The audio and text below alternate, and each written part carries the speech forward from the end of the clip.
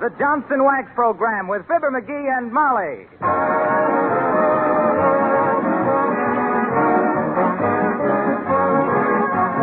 The makers of Johnson's Wax and Johnson's Self-Polishing Glow Coat present Marian and Jim Jordan as Fibber McGee and Molly with Bill Thompson, Jimmy Shields, and Billy Mills Orchestra. The show opens with It's a Happy Day.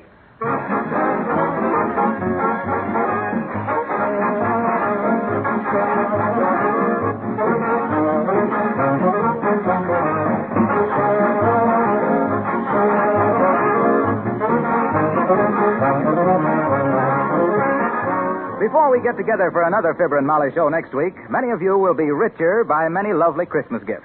When you have them all unwrapped and you're standing there thinking how nice Santa was to you, ask yourself this question. How many of these presents should be protected with genuine Johnson's Wax?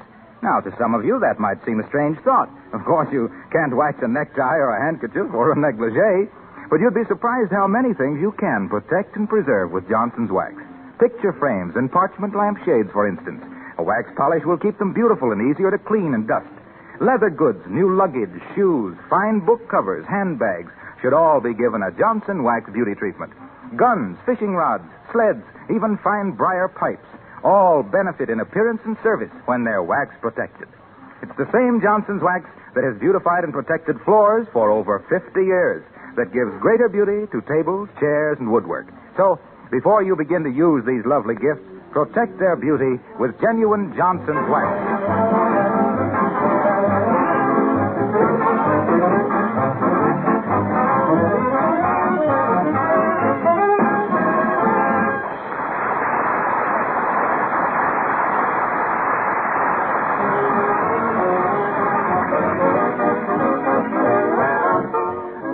Molly has convinced Fibber that his back fence quarrels with neighbor Gildersleeve have no place during the Yuletide season. Result? Here shoveling the snow off Gildersleeve's sidewalk in a burst of virtue and perspiration, we find Fibber McGee and Molly.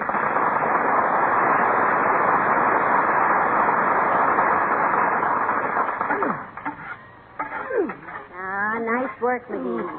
Only 20 feet to go. Are you tired, dearie? Oh, phew. Are I tired? And look at these blisters. Oh, heavenly days. They are big, aren't they? Big. I ain't had such blisters since I played hooky from the 5th grade. How could you get blisters on your hand playing hooky? Did I say they was on my hand? Go to work. You're almost through now. Okay. There. Well, all finished. Whew, am I tired. And a nice job, too, dearie. Yeah, but it ain't right, Molly. Doing all this work for a big heel like Gildersleeve. Well, a heel never gets anywhere without some good soul to lead the way. Wow. Let's go in the house. I'm cold after that. Hey, Fibber, Molly, I've got something for you. Oh, look, McGee, Mr. Wilcox. Uh-oh. This may be that thing, folks. Better start taking up the rug. Well, and what have you got for us, Mr. Wilcox? A big package. Here, take it, Fibber. Oh, is it from you, Mr. Wilcox? No, I just happened to see your name on it at the post office, so I told the mailman I'd save him a trip. Oh, gee, thanks, Arlo. What you been doing at the post office? Oh, I just sent my little nephew a snake for Christmas. Oh. Snake? That's kind of dangerous, ain't it, for a kid? Oh, it couldn't hurt him. It's just a baby snake. How do you know? Well, it's still carrying its little rattle. Oh. Well, so long, folks. Reminds me of the time when I was a boy, Molly. Somebody gave me a Great Dane for my birthday, but I had to give it away. Why? Cost too much to feed him. Had the house broke before he was. Oh.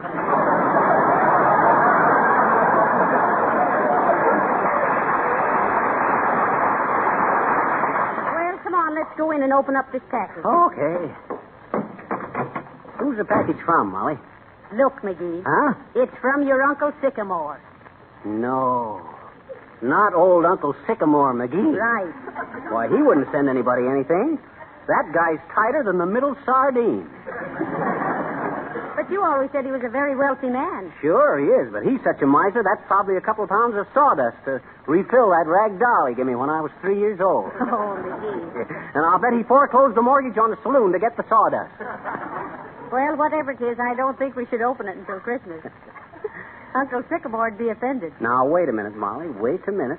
As the guy says when he's seen the gal in the old-fashioned bathing suit, there must be more here than meets the eye.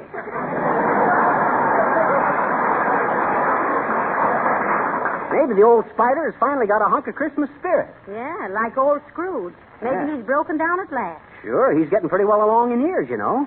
Maybe he's begun to realize that I'm old enough now to handle large sums of money, and maybe he's... Oh, shucks, I'm dreaming. Well, don't wake up now. Go on and dream. I was just thinking the old skinflint might really send a wad of dough to... Oh, no, I'm wrong. Not that old tightwad. How can a man be so stingy? I don't know. They say he's so close-fisted, the only way a fortune teller can read his palm is with an X-ray. Yeah. What'd you say? X-ray. Yes. That's it, Molly. You got it. X-ray. We'll get that package X-ray. That won't hurt Uncle Sycamore's feelings. Wonderful, McGee, wonderful. Oh, you're so clever. Oh, it was nothing that any red-blooded American boy could... Get your hat, Molly. We're going downtown and get this box X-rayed. We'll even take a cab. I'll be right with you, dear. Oh, I'm a millionaire if that package you got there is more than a sack of navy beans. You ready, Molly? Let's go.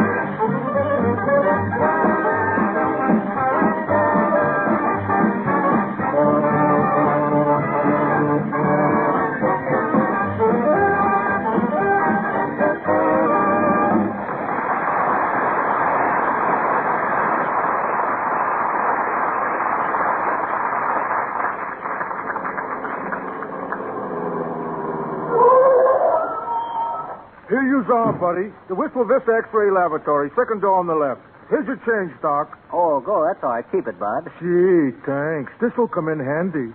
I was all out of sin.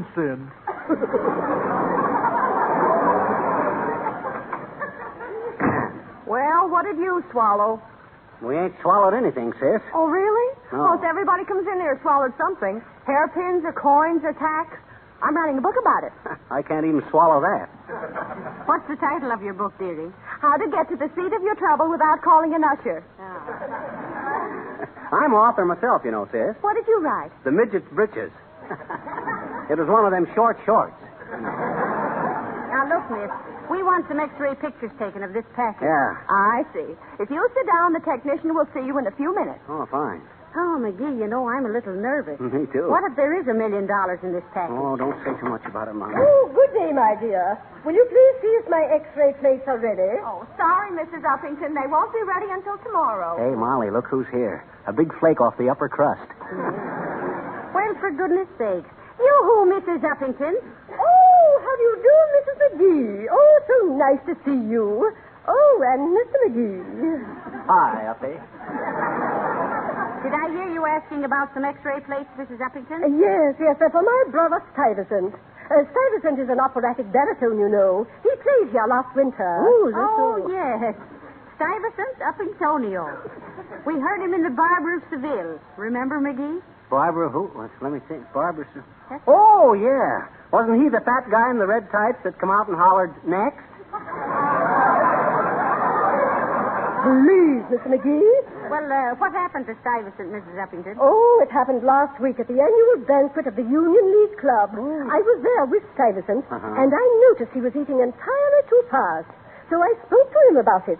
Sty, I said, you mustn't eat so fast. Really, I said, you're acting like a pig, Sty.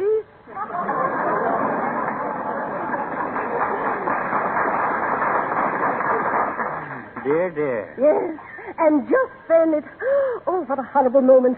He swallowed a lace doily. Oh. Not stupefacient. My. He was hungry, wasn't he? Does he like Chinese food, Uppy? I got an extra laundry bag he can have if he'll take the Please. thing. Mr. McGee, I don't consider Stuyvesant's predicament any cause for levity. Oh. Particularly in view of the outrageous newspaper publicity. What'd the newspapers do, Uppy? Oh, that horrible nickname they gave for Stuyvesant when they saw the x-rays of that lace doily over his heart. What nickname, Mrs. Uppington? The human Valentine. Oh. Isn't that perfectly disgusting? That is. Oh, well, goodbye.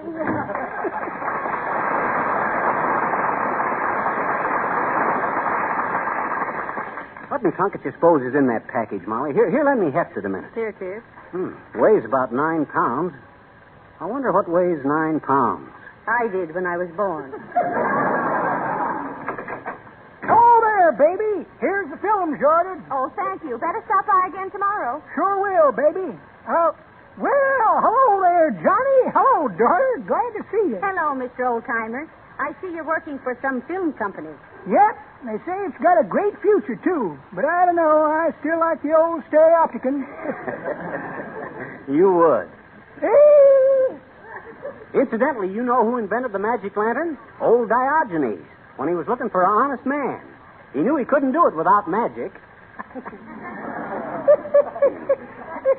That's pretty good, Johnny. But that ain't the...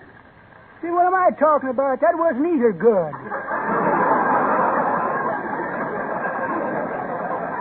See? Oh, the way I hear it, one feller says to t'other feller, see, says, have you seen Tom Hope's new picture, The Cat and the Canary? No, says the second feller. Anyway, that ain't Tom Hope's picture, it's Bob Hope. Oh, says the first feller. I thought he played the part of the cat. Well, so long, kids. Merry Christmas. Same to you, old-timer.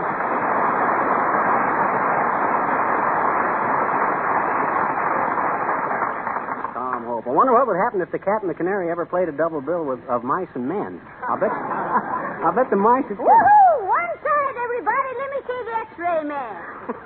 I'm afraid you can't see him right now, Grandma. He's busy. Okay, Shorty. I just wanted my collarbone x-rayed. I think I busted it. Huh? But it don't really matter. I hardly ever wear collars anyway. Yippee! How'd you bust a collarbone, Grandma? I fell off a boxcar bumming my way back from Atlanta. Woohoo! What a trip. Yeah? I went down there for the preview of Gone with the Wind. Wowee, what a picture. Only thing is, Skippy, I didn't get the big ovation I expected. Ovation? What did you expect? And that Clark Gable never even give me a tumble. The rep. Now, wait a minute. What is this? Why should they have paid any attention to you, Grandma? Shorty, Huh? it was a long time ago when you was only a boy. Yeah? But I was the first girl ever tested for Scarlett O'Hara. Oh, them were the good old days. Say, girlie, when the dock is free, give me a ring at the bowling alley. Woohoo! One side for a glamour girl.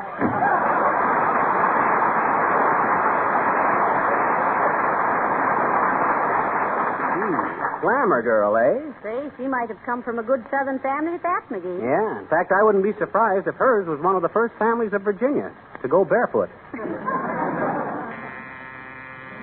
Mr. McGee, the technician will see you now. Oh, thank you, dearie. Bring the package, McGee. Okay. Ooh, careful, Molly. It's kind of dark in here. Yeah. You the X-ray technician, Bud? Certainly am, Wogglebug. Yes, indeed. Oh, Boomer. Yes, Horatio K. Boomer, expert on the short wave and the long haul. Say, we want to have this package x-rayed, Mr. Boomer. We think there's money in it. Yeah. Money? Yeah. Why, of course, of course. Yeah. Now, look here, Boomer. I won't stand for this. You... Oh, hello, Fibber and Molly. Excuse me. Oh, don't mind us, Harlow, but ain't you in the wrong office? This is the X-ray, not a fluoroscope. Well, never mind that now. Look here, Boomer. You're a gyp. Now, there is a very penetrating bit of character analysis. Go on, Mr. Wilcox. Yes. Proceed with the indictment, my long-limbed linoleum lover.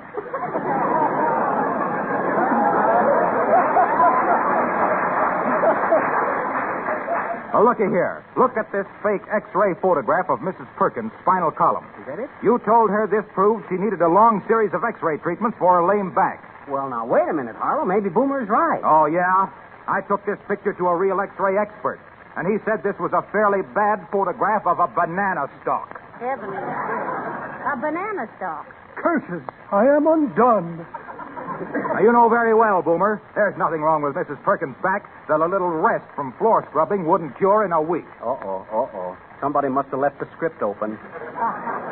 Now, I told Mrs. Perkins, Boomer, to get some Johnson self-polishing glow coat for her linoleum, and she'd never again have a lame back from hours of scrubbing and worrying about scuffed and dull linoleum. I'll say so. Why, with glow coat, all she has to do is pour a little on the linoleum, spread it around, and wait for it to dry. No rubbing, no buffing. It's as simple as that. Here, take your picture of the banana stalk.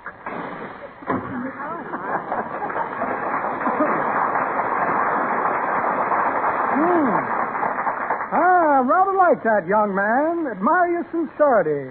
Excitable fellow, though. Well, hurry up and x-ray that package, will you, Mr. Boomer? Ah, yes, the package. Interesting assignment. Though this work presents many a fascinating problem. For instance, I x-ray a man, and all the valuables in his pockets are immediately exposed to my view. Oh. Care to look at some of my trophies?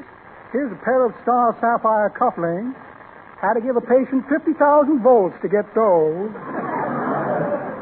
Must have been quite a shock to him. Yes. Here's a beautiful wallet. Took it right out from under a fellow's eye. Huh? Here's the wallet, and here's his eye. Here's a check for short beer. Yes, it's a fascinating... Oh, come on. Hurry up, Boomer, and x-ray this package. Control yourself, Peabody. Control yourself. Just wait till I turn on the juice. Ready? Go. Seems to be something wrong. Miss Abernathy? Miss Abernathy? Yes, Mr. Boomer? Seems to be something wrong here with the current. Yes, it was shut off a little while ago. You haven't paid the light bill. Well, imagine that. No current. Come on, dearie, let's go home. Yeah. I'd suggest you try another X-ray expert, and more power to him.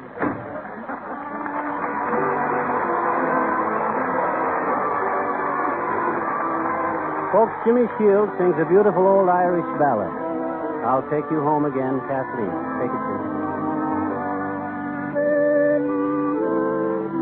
I'll take you home again, Kathleen, across the ocean wild and wide, where your heart has ever been.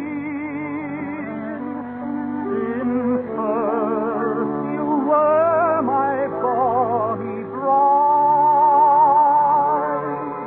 the roses all have left your cheek. I've watched them fade away and die. Your voice is sad whene'er you speak, and tears bedim your loving eyes. I'll take you back again,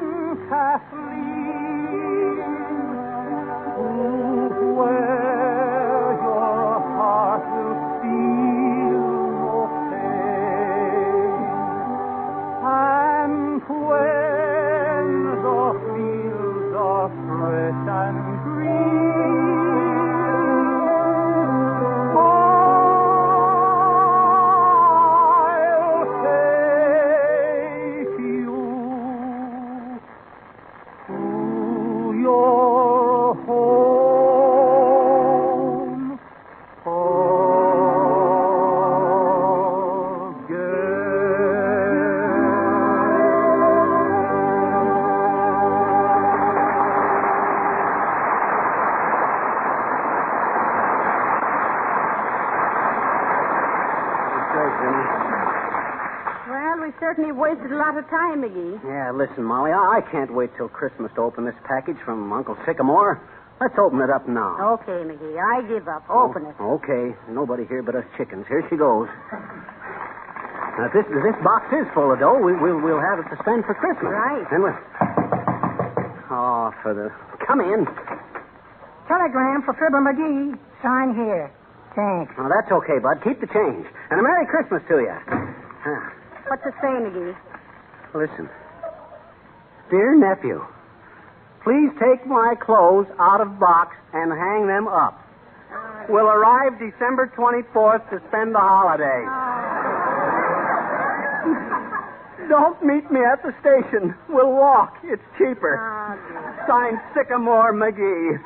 Well, I'll be run upstairs and get a cake of soap and a hairbrush, Molly.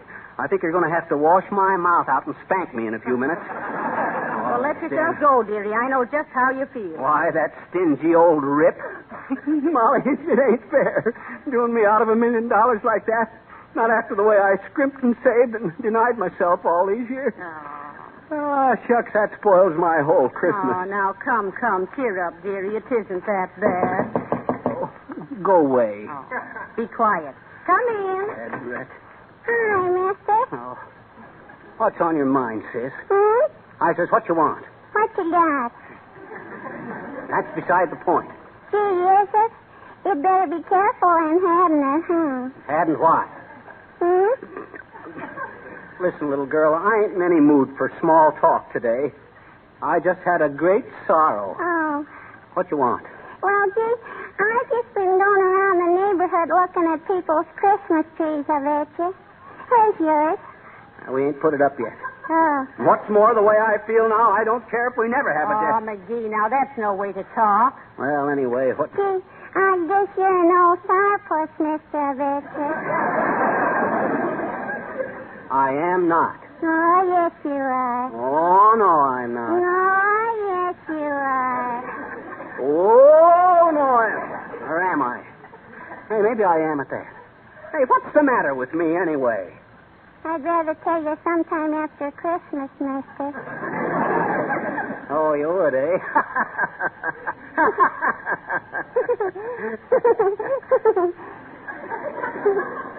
Hmm? Look, sis, you were absolutely right. I am a sourpuss. Sure. I'm a Scrooge. You come back Monday and take a look at our Christmas tree, and I think I can safely say there'll be something on it for you. Gee, honest? Oh, boy. Get a load of that expression, Molly. I'll bet this is the first place she comes on Christmas morning. Oh, no, it won't. Huh? This is the 14th place, mister. What? Looky, I got a list, and they've all promised me a present. Gee, aren't people peachy, though? Hey, Willie. Yeah? I made my quota. How'd you do over Jones's?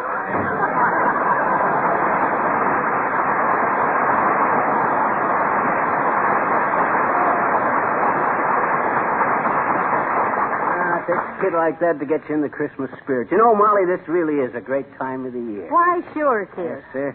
I'll almost be glad to have your Uncle Sycamore here. Well, I wouldn't go quite that far. What do we got to kick about? Enough to eat, a good home, nice neighbors? Even Mr. Gildersleeve? Why, sure, Gildersleeve is okay. And when he finds out I shoveled his sidewalk off for him, why, he'll be... Oh, I'll bet that's him now. Look, Molly, let's ask him and his wife over for dinner and bridge tonight. Let's really get acquainted with them. I'll bet they're real people. That's a good idea, McGee. Yeah. Come in. Hello, Mr. Gildersleeve. So nice to see you. Hi, Throcky, old man. Merry Christmas. Did you notice I shoveled all the snow off your sidewalk? Yes, I did. And listen here, McGee. Why don't you shovel off your own sidewalk? I'll take care of mine and you take care of yours. Well, I'll be a naughty comment. Why, Mr. Gildersleeve, what do you mean? McGee thought it would be a nice neighborly gesture. Mrs. McGee, the only gesture I want from that man you took for better or worse, and I know which, is a gesture of farewell. Oh, yeah? Gildersleeve, you got no more gratitude than a collector of internal revenue. Oh, is that so? Yes, that's so. McGee, One of these days, I'm going to tangle with you. And you'll wind up in a bigger cast than they had in The Wizard of Oz. Gildersleeve, if you ever twitch a lapel toward me, I'll hand a couple of socks on your chin that Santa Claus couldn't fill in 8 centuries. Oh, is that so? Yes, that's so. All right, boys. Break it up. Break it up. Molly, Mrs. McGee, if this loose word of banana oil... Quiet, both of you. Sit down, McGee. Okay. And you, Mr. Gildersleeve. For shame. Well, The idea. Here it is nearly Christmas, and me husband went out of his way to... I hope next time he goes so far out of his way, he'll get lost. Listen, Gildersleeve, you can't talk that way to my wife about her husband.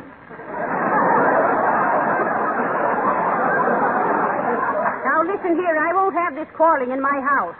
Not with Johnson's wax on the floor. What's that got to do with it? Nothing. But we haven't mentioned it for some time. Now, look, Mr. Gildersleeve. Yes? Why on earth should you be angry because somebody does you a favor? Yeah. McGee saved you a lot of work, just as a friendly act. Yeah. You're ungrateful and unreasonable. But, Mrs. McGee, I wanted to shovel that snow off the sidewalk myself. In the first place, my wife got me a new show snubble for Christmas.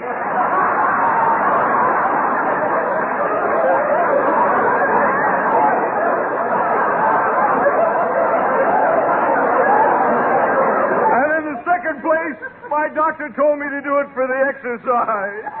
McGee is deliberately undermining my health. That's what he's doing. Not that I have anything against you.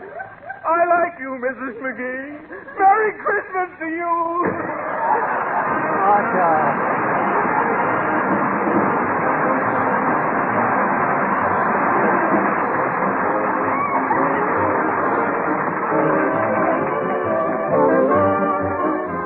Fibber and Molly will be back in just a moment. I'd like to say a word in the meantime about your kitchen. If someone asked you where you were going to spend the holidays, many of you could almost truthfully say, in the kitchen. You certainly will spend more time there than you usually do, so why not make it as bright and cheerful as possible? How? Well, Johnson's self-polishing glow coat will help greatly by giving your linoleum floors bright new beauty, bringing out their natural fresh colors and protecting them with a polish that is easy to keep clean. Now, if you don't know how simple it is to use Glow Coat, just try a can tomorrow. There's practically no work at all. No rubbing or buffing. Just apply Glow Coat and let it dry. In 20 minutes, your floors gleam with new beauty. Besides making the floors beautiful and saving you work, Johnson's self-polishing Glow Coat will make your linoleum last much longer. Ask your dealer for some tomorrow in the familiar red and yellow can, spelled GLO-COAT. Johnson's self-polishing Glow Coat.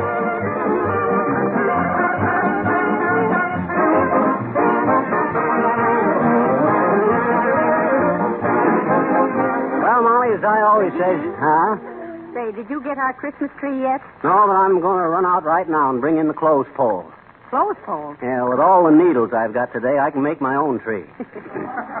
Folks, this is our last chance to talk to you before Monday, and so on behalf of S.C. Johnson & Son and all of us on the program, we want to wish you a very Merry Christmas. Good night. Good night, all.